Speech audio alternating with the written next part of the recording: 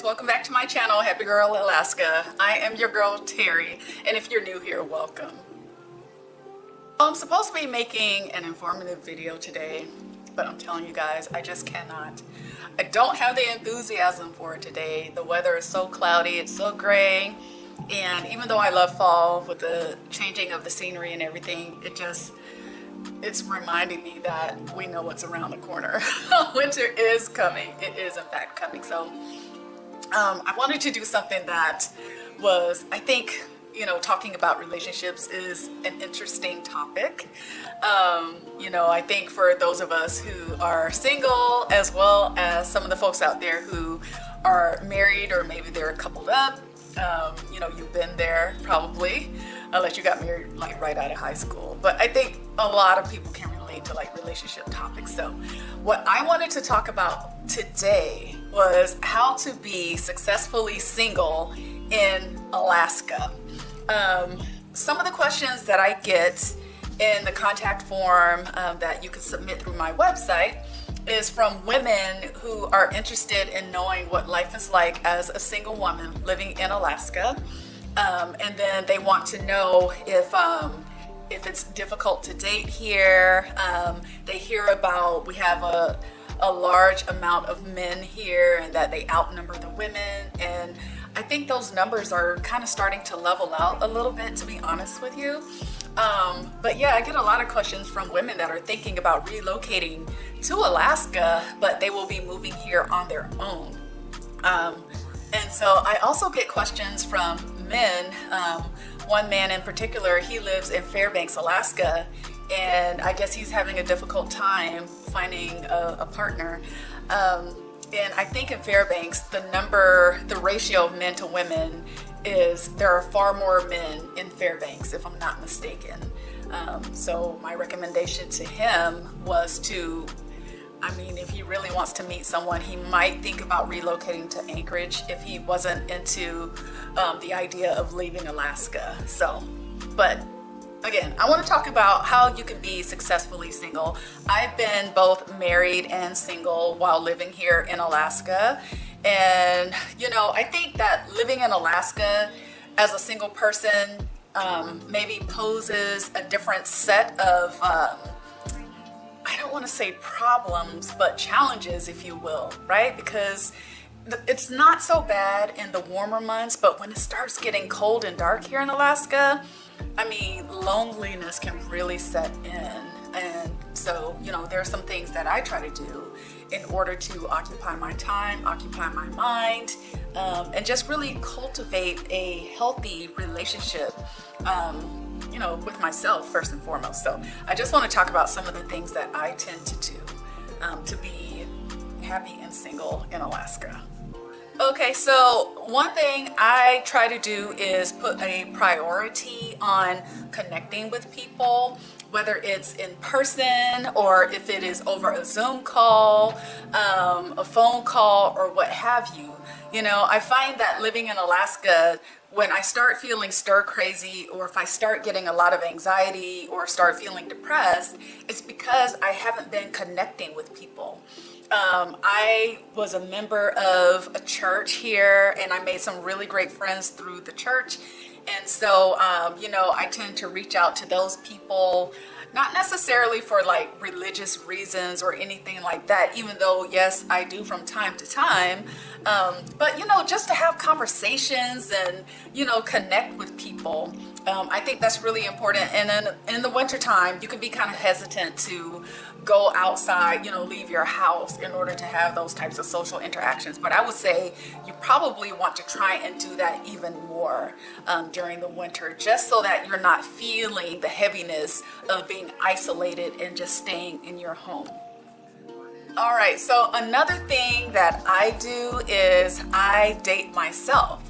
And you probably heard of that term, date yourself. The way that I go about it is I say to myself, if I'm at home alone, I'll say, okay, so if I had a partner here with me, what types of things would I be doing? You know, what type of activities would I be doing in the home?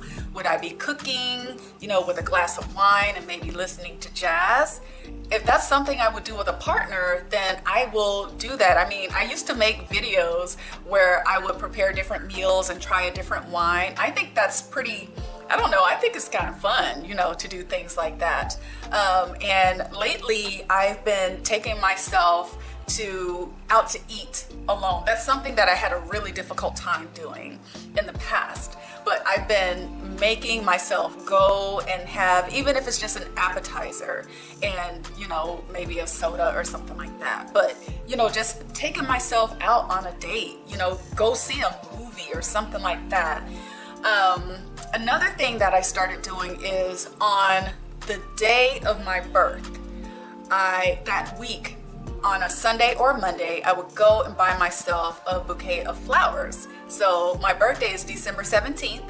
And so either on the 17th or that Sunday or Monday of the week of the 17th, if that's making any sense, I would go and pick myself up some really nice flowers, you know, and just kind of spoil myself that way. And I found that even though I was buying them for myself, just the fact that I had these beautiful flowers sitting on my desk or, you know, sitting in my home, and I knew that I went out and treated myself to that. I don't know, I really enjoyed doing that. And I haven't done that. I didn't do it last month or the month before. But that's something I really want to get back into because I enjoy it. Okay, so another suggestion and another thing that I've done is you can join a group, take a class, or get a part-time job. I haven't had a part-time job in a very long time, and I'm not really interested in doing something like that right now. That could change, but definitely joining groups. I find that going to events as well. So on Facebook, I remember there were certain restaurants around town that would post dinner. They would host dinner parties. And so what you would do is you would end up going and sitting family style next to complete strangers. And I think the best opportunity to strike up a conversation with someone is over a nice meal. And so there have been people that we exchanged information and, you know, maybe kept in touch for short term or what have you. But it was just really nice, you know, getting out, meeting other people. It was in a very comfortable setting. So I would recommend that. And then, yeah, Facebook has other types of events as well. And then there are also several meetup groups here that you might want to look into. So again, you know, just trying to exercise that social interaction, I think really helps.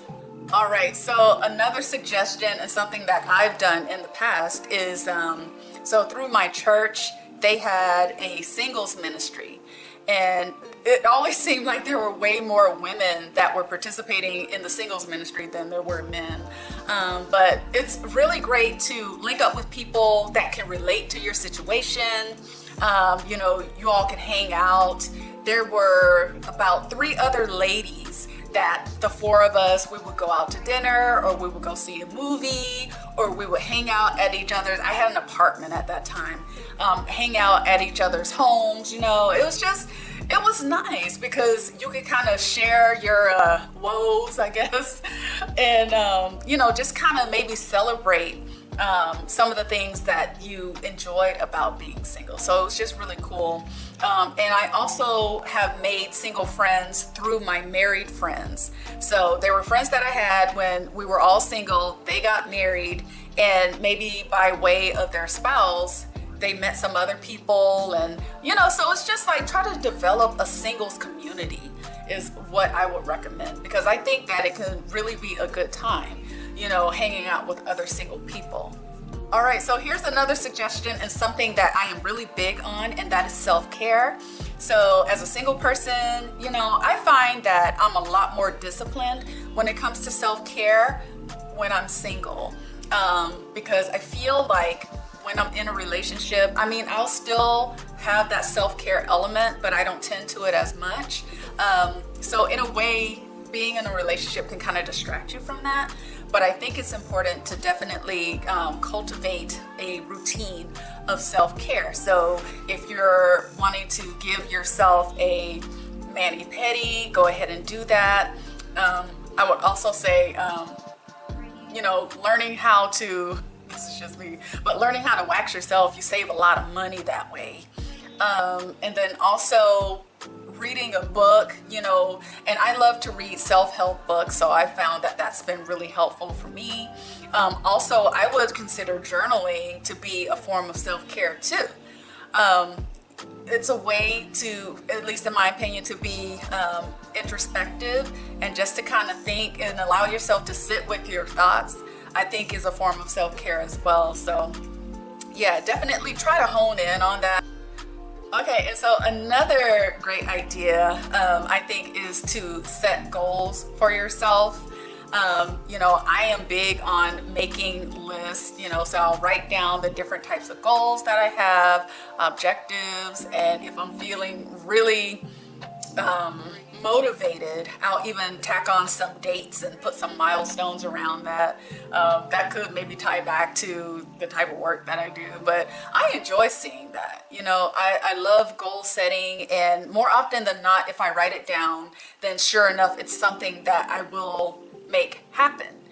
Whether it's something that's subconscious or if I'm consciously focused on it. A lot of times I'll make a list and I'll go back to the list and I'll say, wow, I don't even remember writing that down, but sure enough, it's one of the goals that I set that I actually accomplished. And I would say, as far as setting goals too, as a single person, I think it's a perfect opportunity to maybe explore some things that maybe you had thought about or considered, but you just never really took action on it. So one thing that I'm thinking about doing is going to the rock gym and taking some classes there. We have a really nice rock gym here in Anchorage, and so I think that will be a lot of fun. Back in 2014, I took a ballet class and I enjoyed it, and I took that class with the intention that I was going to continue to go, but I didn't. And so that's definitely something that I'm considering getting back into. I've always wanted to learn how to play the drums, so it's chances are I will begin taking some drum lessons from one guy here in town. He is just a really great instructor. He's highly recommended. So yeah, but I would definitely say that exploring new things is a lot easier to do as a single person, as opposed to when you're in a relationship, because your partner might say, well, why are you all of a sudden interested in this? Which shouldn't be the case, but you just never know. All I'm saying is that you have carte blanche as a single person. And another thing too that I remind myself of is that if you really want to be in a relationship, chances are you're not going to be single forever. So it's kind of like you want to be really selfish with this time that you have for yourself. I mean, sky is the limit. You can travel when you want, go where you want. It's really an opportunity, I would say. And I know for those of you that have been single for a long time, maybe you haven't dated anyone in years, and maybe you feel helpless or hopeless. What I would recommend is just put yourself out there. Put yourself out there. Leave the house. That's one of the things that I have to make sure that I do, because I am mostly a homebody. I enjoy being at home. I love my space. But if you're wanting to meet someone, then you gotta get out of the house. Even if you meet someone online, eventually you're gonna have to leave the house, right? Or at least you should. All right, so that is all I have for you today. I know this video is way different from what I normally do on this channel, but if you enjoyed it, give it a thumbs up. If you would like to see more videos like this, let me know down in the comments. If you have things that you do as a single person that you enjoy doing, if you could put that in the comments, that would be great. If you are a married person or someone who's partnered up and you have any suggestions for single people, that would be awesome too. If there are certain things, because I know when I was married, I kind of missed having the freedom to just do, whatever it is. And it wasn't like I was locked down and I couldn't do those things, but you had to consider somebody else. So I'd be curious to know if there are certain things that maybe you maybe not miss, when you were single, but you know, maybe some things that you kind of had to scale back on, you know, that you really enjoyed. So, all right, I will see you in the next one. Take care. Bye. Everybody.